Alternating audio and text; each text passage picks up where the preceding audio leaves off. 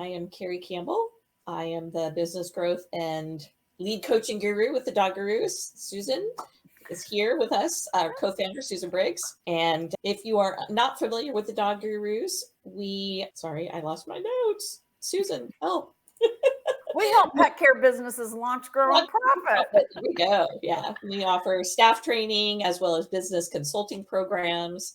And today we are here to talk about creating a budget, our favorite topic. It is. Carrie and I love budgeting. So hopefully some of you were with us last week when we talked operating from a budget. But today we're actually going to talk about creating a budget, which is something I've been teaching for many years. Never get tired of it. So excited to make it easier for you guys to create a budget so then you can operate from it. So we definitely want you to ask any questions you have. You can put them in the chat box. There's no stupid questions when it comes to how to create a budget, because I've been, like I said, teaching this a long time. Carrie's been working with our members for a long time. And we just really like helping people break through and figure out how to create a budget. So we're going to try to make it easy for you. And again, we're happy to answer any questions. In fact, it is great when you ask questions. We get excited to help you get going. So I'm going to start with talking about revenue. And in the pet industry, one thing I think is important when you think about budgeting for future revenue is to consider that for every service you offer, you're going to want to probably budget each one a little differently. And you want to think about it from two aspects: the volume, or how many pets do you think you're going to service, and then the average rate that you end up collecting for that service. And the reason I think it's important to consider both of those parts is because you may decide that you want to grow and take on more volume, and how much volume can you take on? And you may also want to increase your rates. And that way, if say I want a 10% increase in volume, and you want that to start in maybe May, but you want to increase your rates in January, if you do the two different pieces and just do a multiplication, the Excel formula worksheet would make that easy to do. And it also gives you both components to compare to. Within the future, you'll find that you're either below or above budget. So was that confusing, Carrie? No, that's excellent. I think, yeah, when you just talked about making sure that you are delineating your different areas of revenue, making sure that you're acknowledging all the different revenue streams that you have is just going to help you, rather than having one pot that you're trying to put all of it in.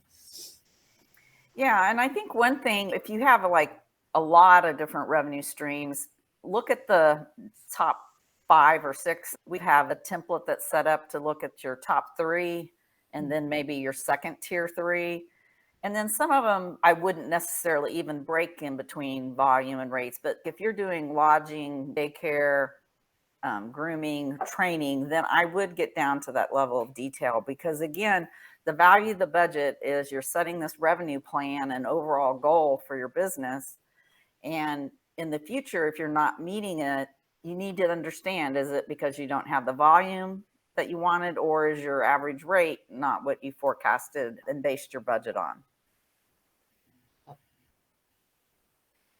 So let's see. Any questions out there on how to get your volumes and your revenue or budget for your revenue? What obstacles have you ran into with clients, Carrie, that maybe we could talk about? I think one of the things is really knowing your numbers as far as your units, and being able to understand how your units for each of your different revenue streams. So whether you're looking at the number of training dogs that you have, the number of dogs that you have in lodging or daycare, and really understanding that aspect of it so that you can calculate any rate changes that you do based on that volume. Are you looking at, do you need to increase the number of dogs, or you just need to increase the rate per revenue stream? Yeah, and that's a good point. And I would do this month by month, because your volumes vary month by month. And so most of the point of sale systems you can get volumes out of. We know it can be sometimes a little challenging to find that report, but work with your point of sale vendor if you're having troubles. And in the end, just do the best you can. Get a number out there and use it. And then when you have your actuals, you'll be able to compare to that. But really breaking it down by revenue stream is the way that you really do learn about your business in depth too, which helps in the budgeting process. In fact, people that I've worked with that have been maybe hesitant about doing a budget or have never done a budget, when they go through the process, they always come out and say, man, I really understand my business and the numbers and how I make money and even where all my money goes. Through that process, it becomes very clear to you. We have one question that Okay. they have a new business. How should they approximate?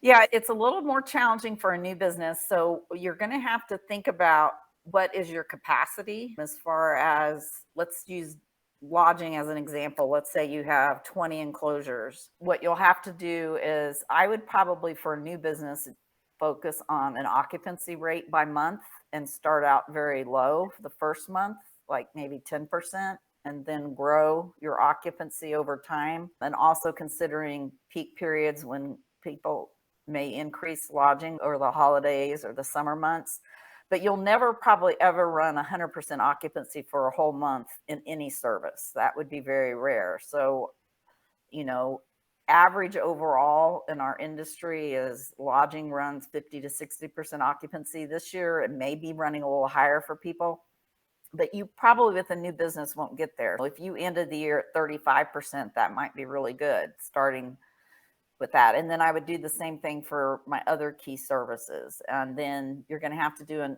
estimate of how much you need to charge, and you need to, but the budgeting, or I call it forecasting when you're a new business, that process is really important to make sure the business model you're planning is going to be profitable. Maybe not at the end of year one, but you want it to be getting there to break even at least in year two. And I would say profitable by year three at the latest.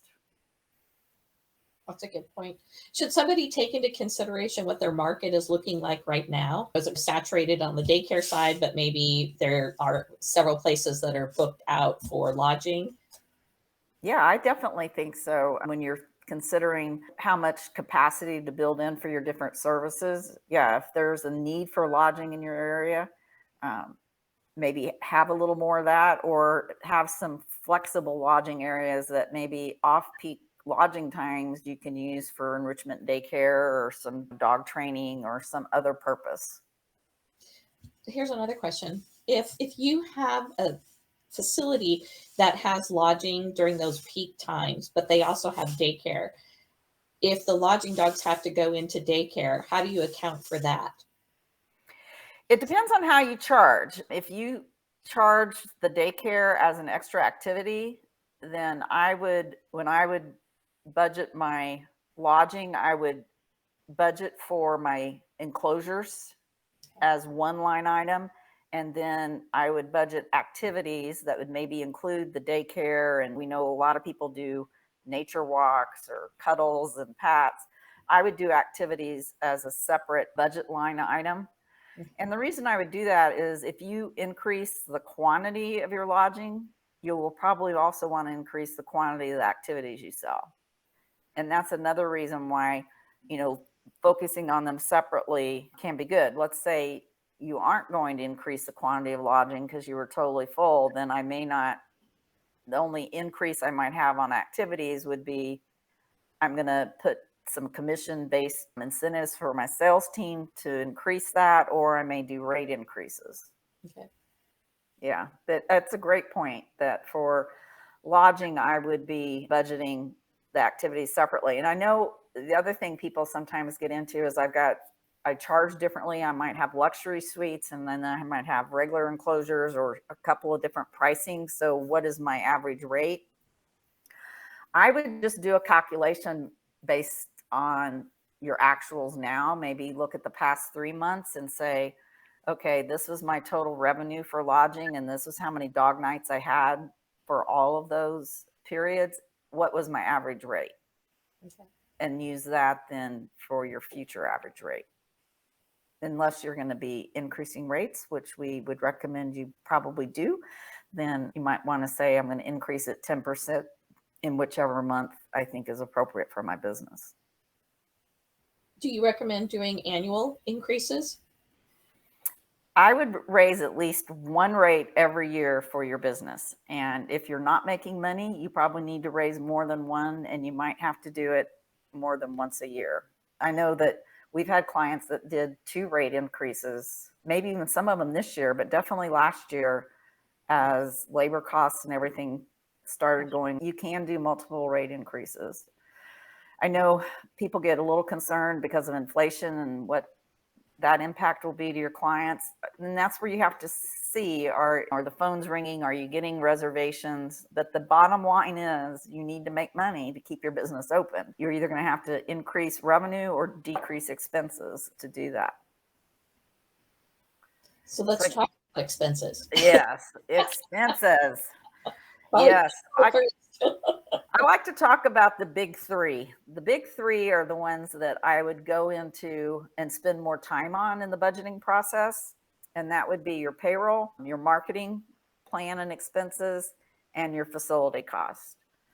And so I think for our industry, that probably takes up about 70 to 80% of your expenses. The other 20%, you may just plan based on what you did in the prior 12 months. So those are the 3 that I would spend the most time and energy on budgeting for my business. And payroll would be the top one. That's where I would spend most of my time getting my payroll budget as accurate as I think I can. So you want to talk about how to budget payroll? There's a number of ways, but really, I think that the most beneficial thing that I was able to do in the last few years, and this is partly from what I've learned through the Dog Gurus, is working on having a forecast of when my current staff are needing increases. So are we looking at an annual review process? And is that something that we're just budgeting for that one annual review and rate increase or pay increase? Or are we looking at touch points? Are we meeting with them more frequently, like every quarter, every 6 months? And are we doing smaller increments of pay increases more frequently? I think given the workforce that we have seen now, more increases more frequently has been what has been more valuable to them, but also budgeting into that payroll factor is the training. And I just that article that you shared yesterday, talking about the importance of staff feeling that they're appreciated and that they're valued. So what we can do to increase that value that they feel by offering different training avenues for them, or just ways to have them grow in their career. And what is that career path? So how do we budget for that? And I think really you're looking at what are your critical needs for staffing in each of your different revenue areas. Lodging is probably fewer staff members than daycare, where you're looking at having a more controlled dog to staff ratio. And then what does training look like? Or are you doing enrichment versus traditional daycare? Depending what the number of employees are, and then the hours that you need in order to have the care quality that you want in those different areas. Yeah, and part of your budgeting process is also thinking about stepping back and looking at your business with fresh eyes, and what maybe do you want to change in the next year? Maybe you want to add a new revenue stream. Maybe you've never done enrichment daycare. If you add that revenue stream in, then you also have to consider your staffing costs related to that and what you need so that you can provide it. So you want to make sure that part of your budget process is you are thinking about what you want your business to look like in the future, and making sure that you're still at the profitability that you want overall for your business. Yeah, payroll, the best way to do it is to look at each employee. If you have a lot of, like you said, Carrie, planning your rate increases. If you have a ton of employees and you're like, oh my gosh, that would overwhelm me to do that, then you can look at month to month what it was last year, and then think about, am I going to be adding any new positions I haven't had, or am I taking away positions? And then you've got to build in those raises that we know employees are going to want. And so that one I would definitely spend some time on. Your cost, if you're leasing, pulling out your lease agreement to look and see if you have any increases to plan for. And then just looking at your history on utility and insurance and all those things is a good way to just kind of copy what happened in the actuals from the past into the future. And then marketing planning and budgeting for marketing. Why don't you talk about that a little bit, Carrie? Ooh, that was a tough one for me because I didn't do a whole lot of marketing in my business, but I definitely think you need to take a look at where you're at and what potentially, especially with new services, um, what the competition is in your area and how you need to delineate what money you're going to spend on what different types of marketing avenues to make you think about Robin. And are you doing something that you are advertising online? Is it something that you're doing? I don't know how many people do print advertising Yeah. anymore. I think mostly it's all digital marketing of some component. So I may default a little bit more to you as far as how you want to look at that different digital marketing and what is going to be the biggest bang for your buck. Yeah.